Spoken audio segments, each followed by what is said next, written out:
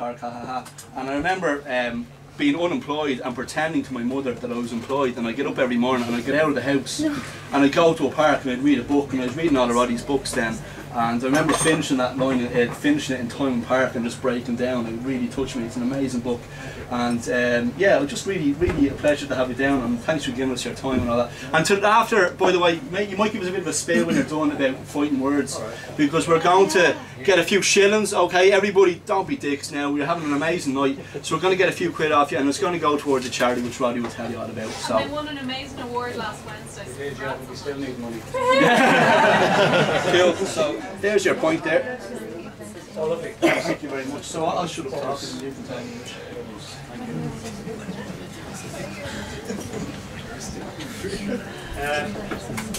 I was in Palestine 3 years ago, part of the Palestine Literature Festival.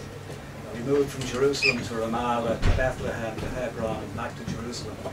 And actually I remember moving from Jerusalem to Ramallah, which is actually a very small distance, from here to Terra Europe, took hours and hours and hours because we had to go through checkpoints. We were sent back through checkpoints. Some of us were searched. People with Arabic surnames were stopped, and then there were roving checkpoints, you know, after the official ones, and it took a long time to get there, and it was kind of hellish in an interesting sort of way. But nothing remotely as bad as trying to go 2 miles in Dublin when it's raining. I waded through Fairview Park, and you can see the line there. The dart wasn't running. It's up on a mountain, you know. So anyway, here I am, and I'm delighted to be here. I've only written one short story this year so far, and I'm going to read it now. I thought, seeing as we're in a poem, I'd read a story set in a poem. And there was a reference in the last poem that made me a little bit teary-eyed, so it might become apparent as I read the story. It's called Kareoke. This was going to be the last place, the table they'd stay at until it was time to get up and find the beds. The women strolled past, mothers, grandmothers, girls learning to walk like their mothers. There were men there too, but Sam was drunk and brave enough to be able to look only at the women. It had been a long night, a good day. The dead places came alive on Saturday. The lesbians' bar had been empty all week, but there were 3 other people in it tonight. Jesus, it's packed. They'd called it the lesbians' bar because the woman behind the counter had short hair and didn't smile. One of the men at the pool table, there were 2 men and a woman, followed Sam out to the Jacks. Sam heard the guy walking behind him in the narrow corridor. Then he stood beside Sam at the urinal. But Sam still managed to piss. He was pleased with that. The guy beside him said something. A strange-looking man, too old for his clothes and dyed hair. Just one word. Sam couldn't make it out. What? Cocaine. For fuck's sake. I'm not selling any, Sam had said. No, said the other fella, the Spanish guy. I sell. No, said Sam. No, no. Your friends, they like? No way, he said. Don't even ask them. It was sound advice, although it sounded rough. None of them had ever done drugs, except the odd joint way back. Lester had nearly lost his daughter, hallucinating, screaming, trying to tear through the kitchen wall with her fingernails. She'd passed out and the ambulance lads had managed to save her. A young one of 15 out with her pals, and she'd come home in that state, some pill or other. That was 10 years ago. She was grand now, lived in a house of her own down near Gordy somewhere. But Lester... Sorry, page so wet. But Lester had watched her start to die on this kitchen floor. Drugs were a sore point, especially when they were pissed and were on their way there. Sam didn't say anything to Lester or Shay when he got back from the Jacks. That had been a good while back, hours ago. They'd made the decision, one last drink, then back to the apartment. But it didn't happen. Lester stood up. Kareoke, he said. He was gone already, in among the strollers. Sam and Shay went after him. They'd no choice. Lester had the keys. Lester had the kitty. What's he fucking up to? Fuck knows. They saw him go into one of the bars they hadn't bothered with before. Bar Kareoke. There was some kind of a hall with a plastic roof and a palm tree. The door into the bar was done up like the entrance to a Spanish Santa's grotto. The music inside was loud and dreadful. The voice, a woman's, would have been grand at home in her bathroom. Here, amplified, rolling down the hall, it should have been illegal. Lester was just ahead. Lester! Sam shouted. Too late. Lester hadn't heard or he hadn't cared. They'd have to follow. Lester had the kitty and the keys. Lester always had the kitty and the keys, even back in Dublin when they all had their own keys.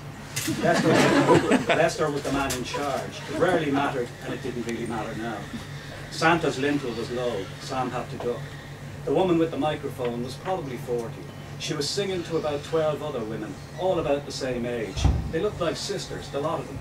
If it had been Dublin, they'd have been screaming, roaring at their pal making a sap of herself on the stage. Here, they just sat looking. There wasn't a drunk face among them. Lester was up at the bar, the only customer. I've ordered, he told Sam. Grand, said Sam. He looked at the woman singing. She was droning along to one of those songs that could just as easily have been Italian or Latvian, Eurovision music. She looked so earnest up on the little stage, like she expected an impresario or Louis Walsh to come through Santa's door with a contract. Or maybe it was the lyrics. She was back in school trying to remember what she'd learned the night before. Her head nodded slightly as she read and sang each syllable. This is shite. Brilliant, yeah. The woman on the stage was finished, replaced by one of her sisters. She started singing the same song, same voice, same nodding, the same woman in a different blouse. The barman arrived holding a glass you could have washed a baby in. What was that? Don't know, said Lester. I just pointed to it on the menu. A fucking cocktail. There's one for everyone in the audience. The barman came back with a second glass. He had to use both hands to hold it. I don't want a fucking cocktail, said Sam. Just drink the fucking thing. Okay. It was a field and vodka. Or a lily pond with an orange straw. There was something not right, something just fucking wrong about an adult man putting a straw into his mouth. But the glass was too big to get up to his mouth. How is it, said Lester. Grand, said Shay. Good, yeah, said Sam. It was lovely. But he didn't want it. He knew it was lethal. It was going to make him stupid. He was going to cry, or fight, or fucking sing. They said nothing for a bit. It was too loud. They were staring at the women, trying to make sense of it. Lester had the menu again. I don't want another one, Sam shouted. No, said Lester, it's the songs. He shouted at the barman. Here! The barman was all sweat and smiled. He leaned across the bar so he could read what Lester was pointing at. You're not singing, said Sam. He looked at Shay for support. Shay was sucking up his lily pod. Either that or trying to fit his face into the glass. I am, yeah, said Lester. No, fucking yeah, they're shite. They are, said Lester. The latest woman was climbing off the stage. Mind me drink, said Lester, and he went across the stage, hitched his shorts and stepped up. Hello, Spain, he said.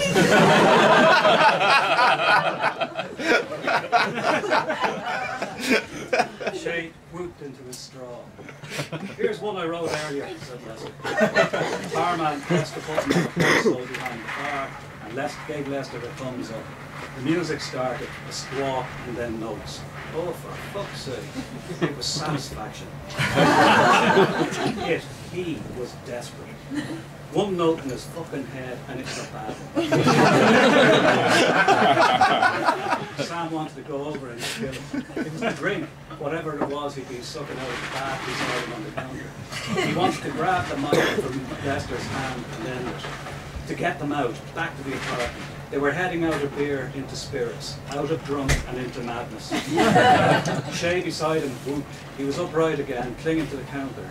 Good man, Lester. Up the fucking Republic. The man smiled and shook his head. Sam expected him to draw his open hand across his neck like a knife, a warning to Shay, but he didn't. Shay leaned across the counter, kind of climbed onto it, lay on it, his hand outstretched, wanting the barman to take it. You and me, bud, up Spain. The barman took Shay's hand. He touched it lightly, then held Shay's shoulder and gently shoved him back across the counter. Franco was a cunt, am I right?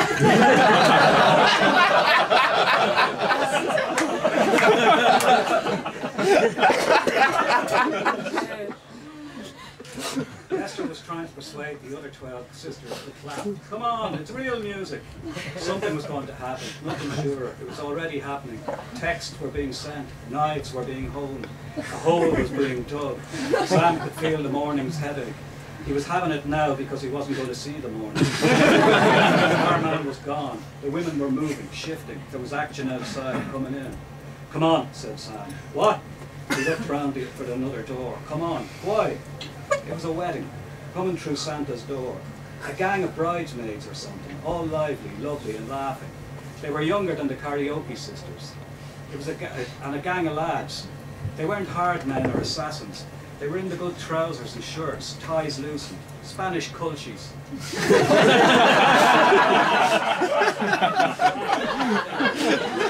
They were with the bridesmen.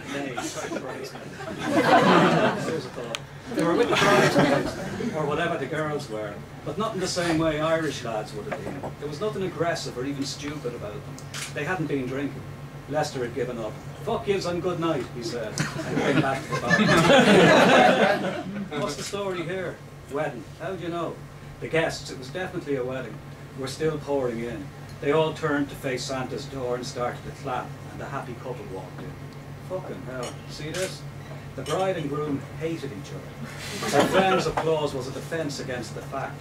The newlyweds were holding hands, doing what was expected, but it was clear, there, in front of them. It wasn't a tiff or a misunderstanding. They weren't going to rip the good clothes off each other at the end of the night. The hatred crackled. They couldn't look at each other. There's a story here. There fucking is. Lester had ordered 3 more baths. Sam didn't object. He wasn't going anywhere. She was beautiful, and he wasn't. She was like your one, Penelope Cruz. Not nearly as good looking, but gorgeous all the same. Her new husband was like your man from the Big Lebowski. Not the dude, Jeff Bridges. His pal, Lebowski's pal. Sam couldn't remember the name. The groom's beard, it didn't hide the fat under his chin. John Goodman, Sam. What about him, said Lester. The Big Lebowski, great film. Your man looks like him, the groom. You're right. Shay roared across the room. Shut the fuck up, Donnie! Shut